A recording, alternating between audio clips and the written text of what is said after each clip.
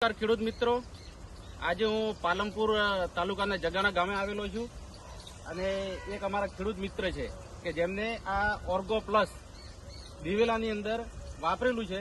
તો આપણે ખેડૂત મિત્ર સાથે એના રિઝલ્ટ વિશે ચર્ચા કરશું. શું નામ છે ભાઈ આપનું? નમસ્કાર સાહેબ, મારું નામ ધીરજભાઈ.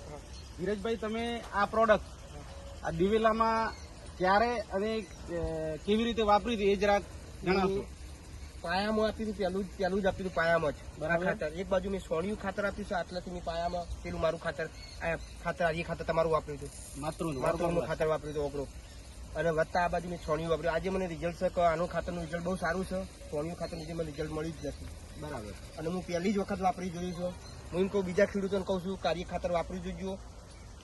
અને આ બાજુ તમે જો કેમેરો આ બાજુ કરો કે આ બાજુ આ ઓર્ગો પ્લસ વાપરેલું છે દિવેલામાં.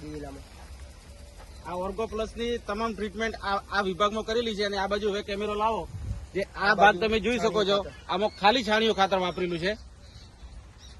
એટલે આ આખો કેમેરાથી રિઝલ્ટ બતાવી દો.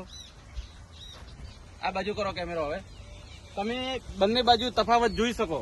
એટલે કે આ જે ઓર્ગો પ્લસ વાપર્યાથી એની અંદર જે પણ અમે તત્વ અથવા જે પણ ઓર્ગેનિક મેટર નાખીએ છીએ એનું સંપૂર્ણ પરિણામ છે. તમે આના વિશે ખેડૂત મિત્રને શું કહેશો? આ ખાતર વપરાય કે ના? અવશ્ય આ ખાતર વાપરજો. ઓકે. છાણિયું ખાતર વાપરવું, આપણે 2000 રૂપિયાની ટોલી લાવી એના કરતા આપણે આ ખાતર સસ્તું ને સારું બહુ છે, રિઝલ્ટ છે. ઓકે, ધન્યવાદ.